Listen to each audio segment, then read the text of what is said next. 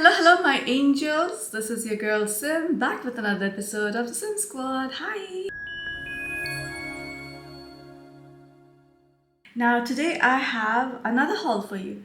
I'm doing a lot of hauls of late because I did manage to get like some really decently priced perfumes, which is why I did not take a big hit on my bank account, which is why I can do a little bit more. Plus, like Khadlaj has sent me 2 perfumes. So in total, I do like 5 per haul or per haul review. And today I have just 3 that I've purchased and 2 that have been sent to me. I'm quite excited about this haul because they're very different kind of perfumes. They're not your generic perfumes. There's no oud in this. Actually, there's oud in this. There's probably no rose in this. I should not be making such big claims because these ingredients are going to somehow sneak up somewhere or the other, but not predominantly like those notes. So except for one perfume, which is very masculine, and I'm going to get to that. I'm going to start off strong with a new release by Afnan. This is from the souvenir line and it's called the Blooming Bliss. And that is the box. Now, if you remember, this one has 2 sisters, the Desert Rose and something else. And I decluttered both because one was a dupe for Delina and the other one for Herba Pura. Not in a good way. So, when I bought this, I was very skeptical. I was like, let me get it and see what happens. Now, if you remember, the boxes always have like the surprise color inside. Then it has another box inside.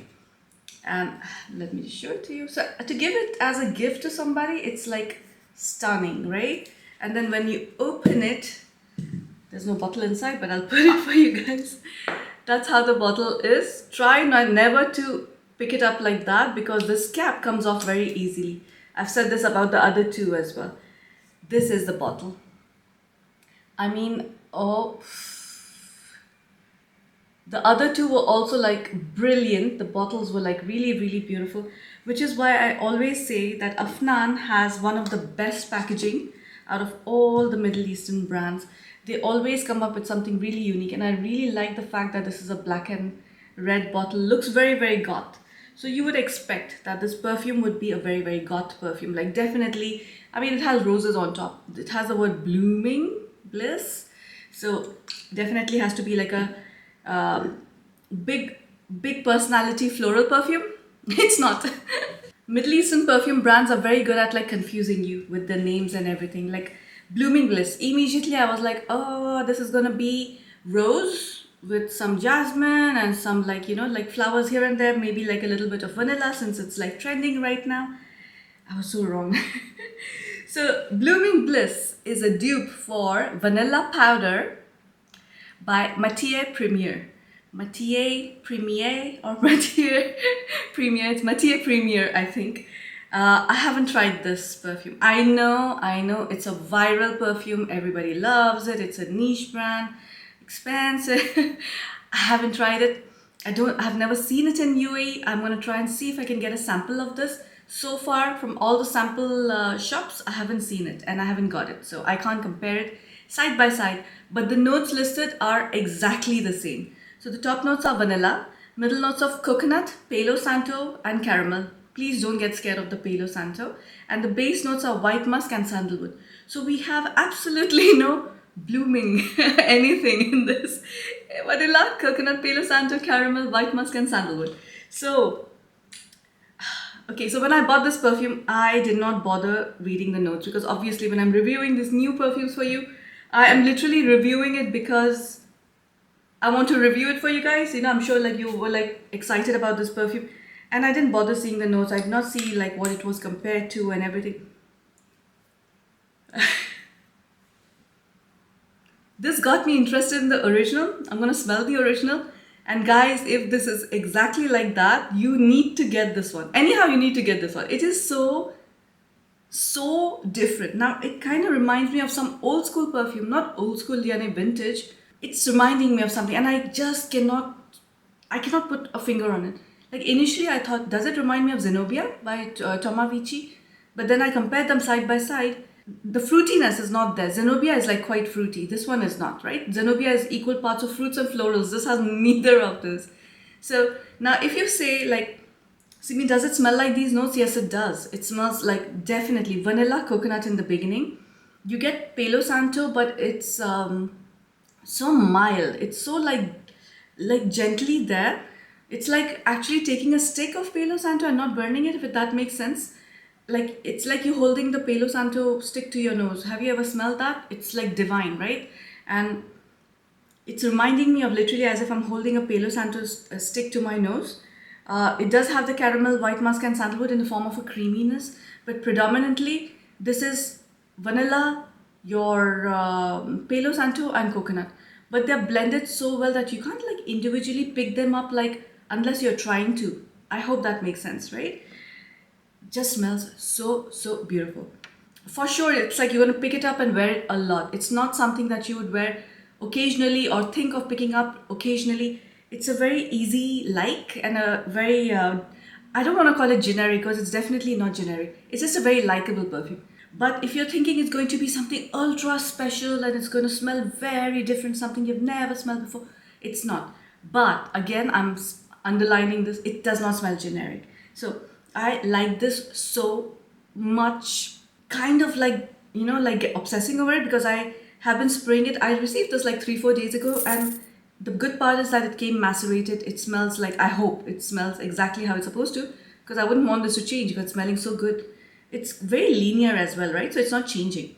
The longevity also was like amazing because last night I sprayed this on myself. I woke up, I could still smell it. So I would say like 7 hours of 7 hours of good longevity. The projection is 1 to 2 feet. It'll create a scent bubble. It'll not project like crazy, but 2 feet I think is like fair to say. My rating for this is a freaking 10 out of 10. I don't I didn't even have to think too much about it because it was an instant love. I sprayed it. Of course that thing was there back of my mind that what does it smell like? It's smelling of something. I'm just so glad that I picked this up because its predecessors, like, they really disappointed me, and I'm in my last declutter video, they showed up and I tried to like them. But if you know me and if you know my dislike for Herba Pura clones, Delina, like with the sharp rhubarb, nah, it's like it just won't work out. So I was a little skeptical about this one. But I'm so happy that finally I can keep one of these bottles on my shelf because I like it so much. And I know I'm gonna like go through this perfume. Within this year, this will be gone. And the celebrity I want to give this perfume would be Natalie Portman. Not very abrasive, not very like calling out for attention, classic.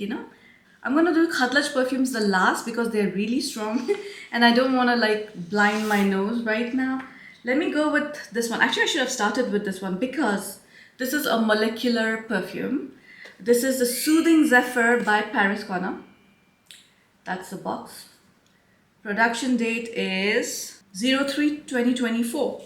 So it's March 2024. And this is the bottle. I thought the bottle is so beautiful. The bottle kind of looks like Saltaire, the bottle itself. And even the font and everything does look like very Saltaire kind of. By the way, this is a due for another 13. Can you see how much I've used it up? And I'll tell you the story for this, why I have used up so much, okay? So you have like perfumes like Juliet Has a Gun, not a perfume. It was Molecule 01 by Eccentric Perfumes, and then there was another 13. And at one point it was all the rave, right? It reminds me of like a time where I was trying to make my own Florida water. I know I keep digressing, guys, but I want you guys to connect with me. And I think the followers I have, they do like to listen to all these nonsense stories of mine. I was buying Florida water and I was like, you know what? I'm going to make my own, set my own intentions and everything and do my own stuff. So of course I got like tons and tons of Green Cross rubbing alcohol.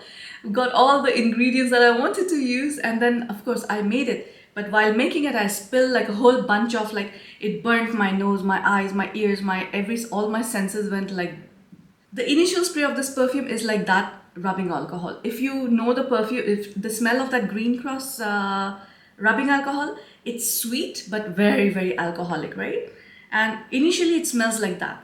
But as it dries down, it starts smelling exactly like another 13. Now let me spray another 13 this side. Now another 13, by the way, from the beginning, since I received it, it was never It just smells like a perfume that's not there. I don't know how to explain it. It's like a ghost of a perfume, right? They're so similar. I mean, like this one, when it dries down, of course, it's like March 2024. So, and you know, Paris Corner.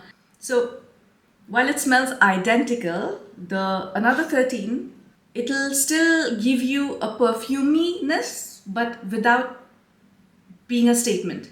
So it just smells very, very intimate. It smells like you will smell yourself all day.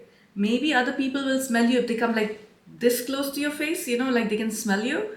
It's a very good perfume to wear to bed. It's a very good perfume to wear in like hospitals, like for healthcare and everything, places where you don't want to actually smell strongly of perfumes or be around people who are sensitive to perfumes.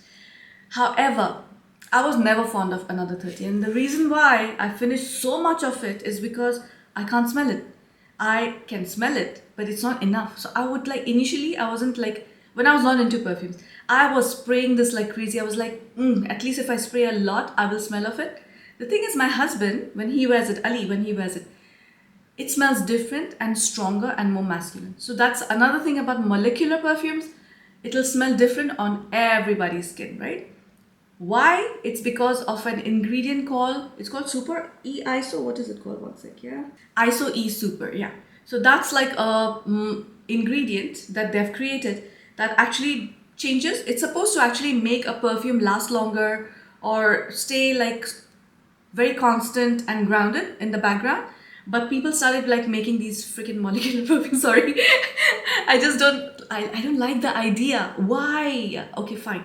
You know what? I can't say that. I don't have the rights to say that because a lot of people do like Another 13. I'm not one of them. So again, Soothing Zephyr. I know this needs to sit for another 6 months. There's no way in the world that in a few months it'll change and that alcohol smell is gonna go away. The notes for Soothing Zephyr are top notes of jasmine, middle notes of tonka bean and amber, and the base notes of precious woods, oak moss, and musk. Let's give it like a 6.5 out of 10 right now. When it macerates, I will give it, and if the alcohol smell completely goes away, I will definitely increase it to like 7.5, maybe 8. I don't know how it's going to change, you know. But as of now, because it's so pathetic in quality, it's literally like alcohol with like perfume, you know. It's like you can't smell it. See, Another 13, I can smell it. The other one, I literally cannot. So I'm not telling you the projection and everything, guys, because there's none, right? This like it's pointless discussing Soothing Zephyr right now.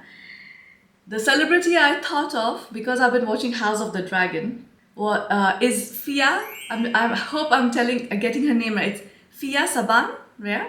She played Helena Targaryen. That's Aegon's wife, you know, or sister.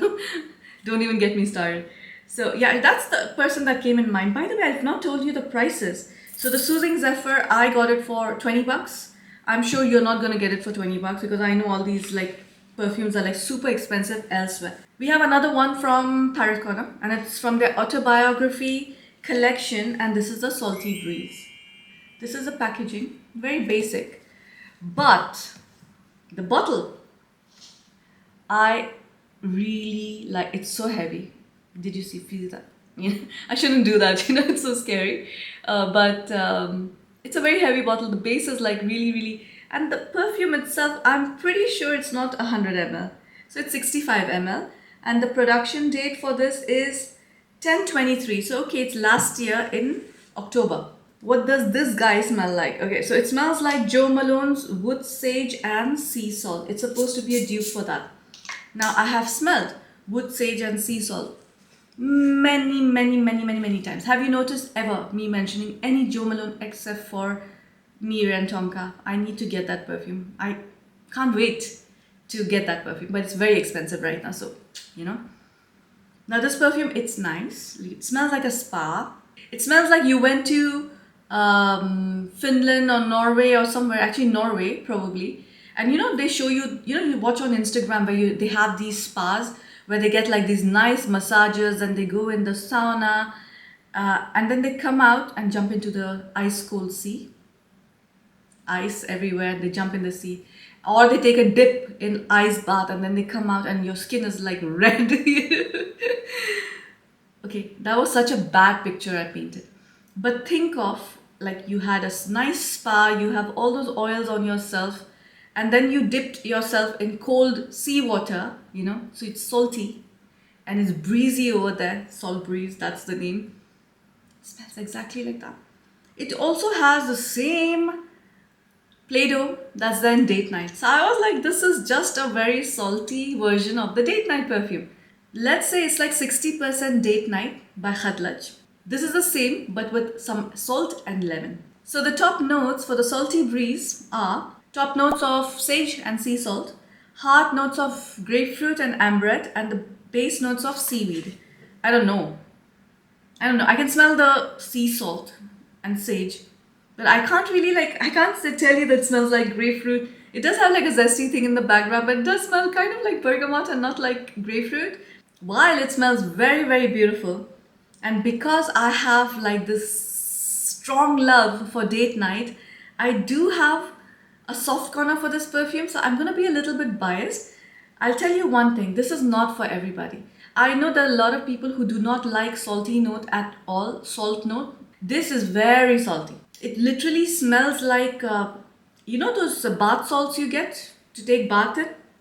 That's actually, you know what?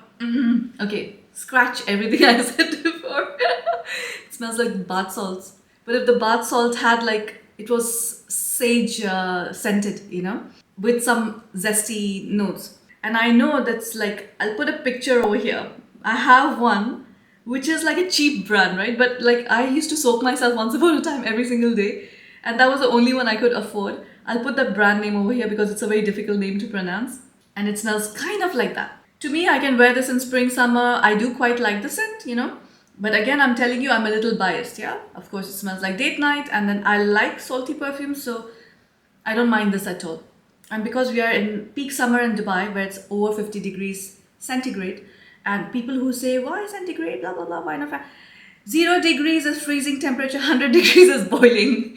It's so much easier to measure everything in between, That's why centigrade and not Fahrenheit. My rating for this is an 8 out of 10. I like it quite a bit. As a matter of fact, you know what? I'm going to give it an 8.5. I'm going to be generous because I do quite like the scent. As a matter of fact, I'm going to wear this today. It's just a very attractive smell. It makes you feel calm and nice and fresh. For summer, it's perfect. I actually really the more I'm smelling it, the better it gets. For everybody who's asking me, how do I macerate my perfume?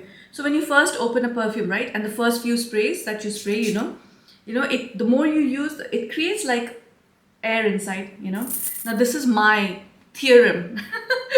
So that air which is inside is going to macerate your perfume. It is not, of course you have to keep it in the dark so that it's not directly exposed to the sun. And you do need to keep spraying out so that fresh air comes inside, That's, I feel, how I macerate my perfumes, and I don't know if it works or not. It works clearly for me. So I think you need to just keep creating that fresh air inside. And so that this stuff oxidizes. This is what I feel is maceration, I don't know if I'm right or not because I have not done a thesis about this, right? Anyways, this one is amazing. And the celebrity, it had to be somebody who looks very cold, slightly villainous, and kind of looks like Scandinavian, And I don't know why. I know she's not Scandinavian, but I thought Rebecca Ferguson again because she looks so cold. She just looks like a person who's very, very cold-hearted.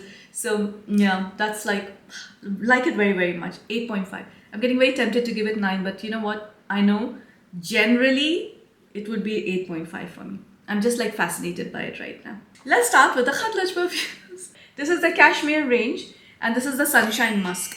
Now, of course, the packaging, of course, of Khadlaj as well. So once you open it, it's not as a quality as good as this one. It's a thinner bottle, but of course it's a smaller one, easier to carry. And when you open it, I've taken out the bottles. Let me put it back. The bottle is so beautiful. Okay, look at that. It's very, very, very heavy. It feels like it's made of stone or something when it's not, So I have 2 from this collection. I have Cashmere Sunshine Musk, which I love. And I just gave the spoiler. And Cashmere Warm Oud, which is a very, very masculine fragrance. That's the 2. Okay, let's start with the first one, which is the Sunshine Musk. Now, this one is dupe of Olympia. But look, I have this perfume. Not okay. It's very important for me not to confuse my words when I'm comparing two perfumes. Olympia, I have the OG. It's not the Le Parfum or whatever it was, or Leger or Solar. It's not any of those. This is the OG. Now, when I smell this and this side by side, the opening is so similar. Now, the thing is, for a lot of people, that opening of Olympia was bothersome, right? Because it has a slight salty metallic scent, which feels like how salt smells on your skin after a beach day. So after you finish swimming and everything, and then you're in the sun the whole day, and then when you smell your skin when you before you're going home, you know how it smells?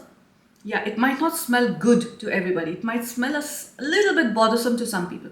However, for me as well, in the opening, it's so much like you think, oh, this is a dupe for Olympia for sure, right? But Olympia turns dry. After some time, it starts getting drier and drier and drier.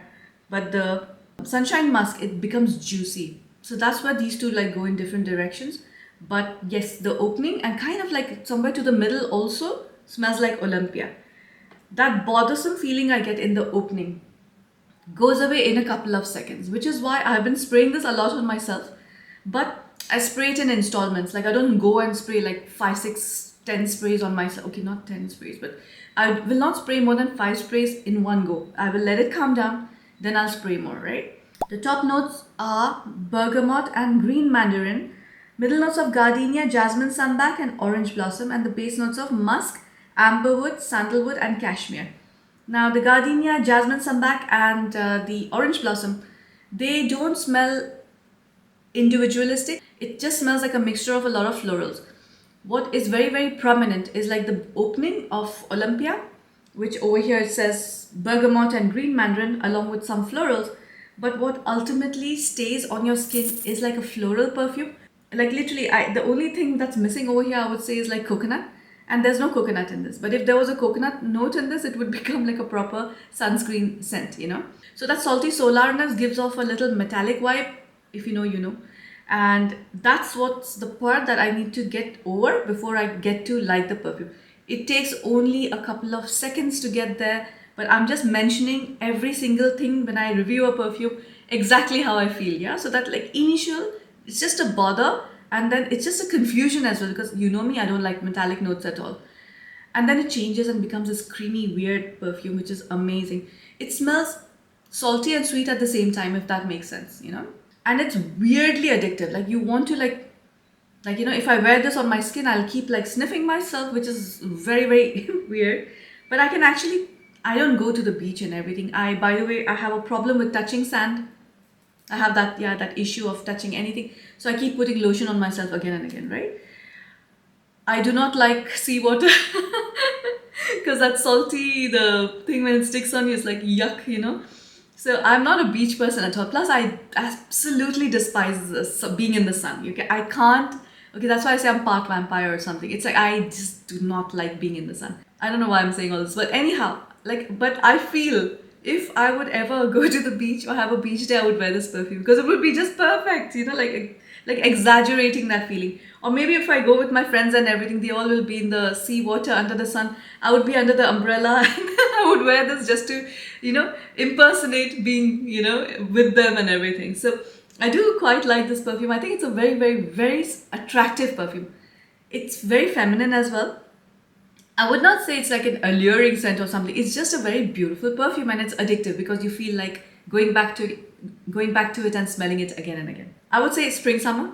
Longevity is like, oh, it's good. It's 7 to 8 hours. Projection, I would say, is like 2 to 3 feet. It's a lot, I know, but it'll project slowly because of that creaminess. But once it keeps projecting, it'll move around the room like quite a bit.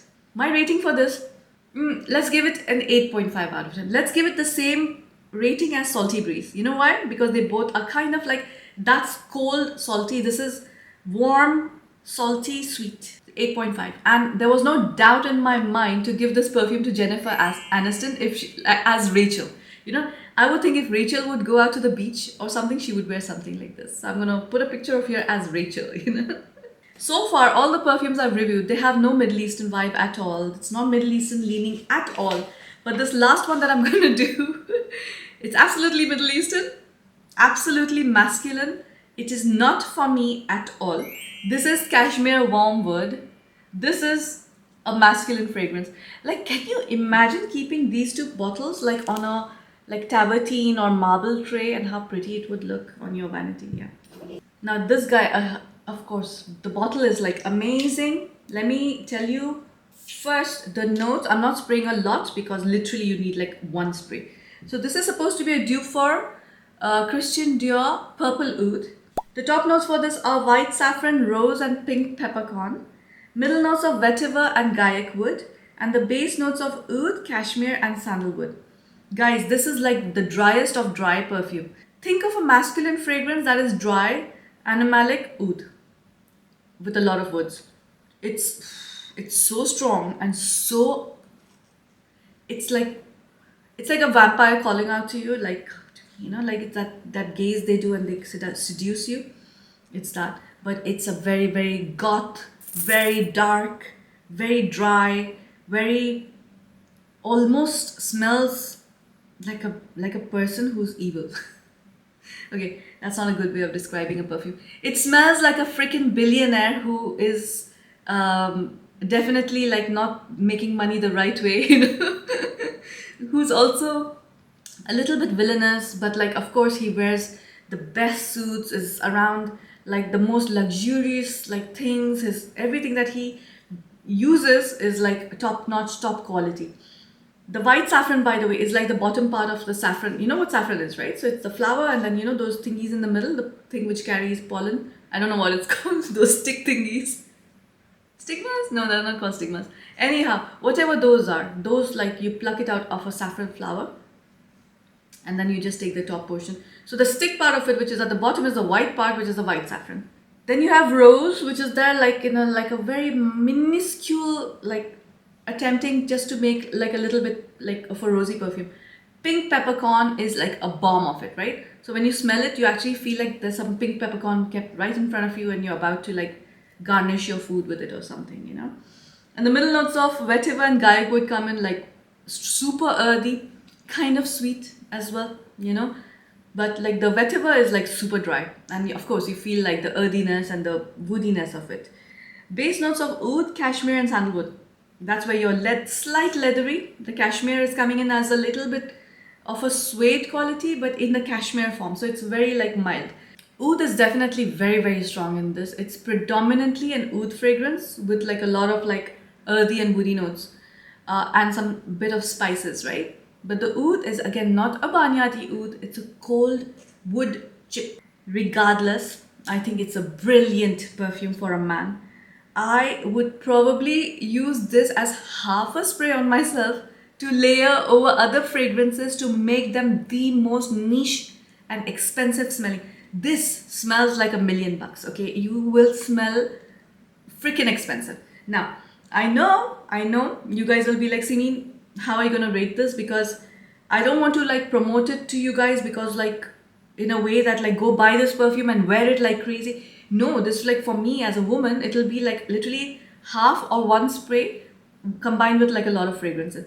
But for Ali, I would want him to wear this. So I'm gonna give this again. You know what? No, I'm gonna give this a 9 because I think it's a brilliant perfume. It's a very, very, very, although I will probably not wear it that often, it'll be a very occasional scent.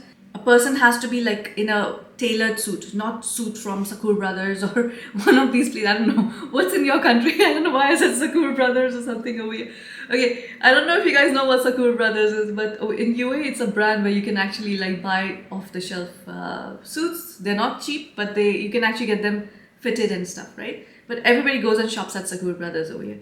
Think of a bespoke suit, a person will have to wear that with their initials and all the jazz with the little thingy, the handkerchief and everything.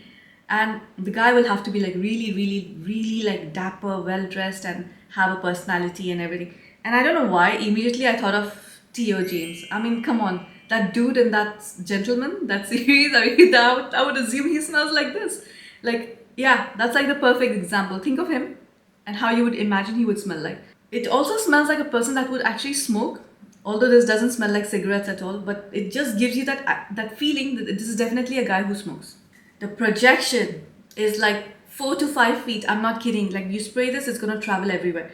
Longevity, I sprayed this on the corner of, I take this throw on myself when I'm sitting on my sofa, and I sprayed it on the corner of the throw, and 5 days later it's still smelling of this. So it's not gonna go away unless you wash it. It's insane. This perfume, that's why I'm telling you, 9 out of 10. I'm giving it like a very reserved 9 out of 10 because I personally cannot wear this. So that's it for today, guys. I hope you enjoyed this haul. I know like I've done like a back-to-back haul. For the rest of the month, I might not do hauls, but instead make compilation videos for you, right? I'll see you in the next video. Until then, bye.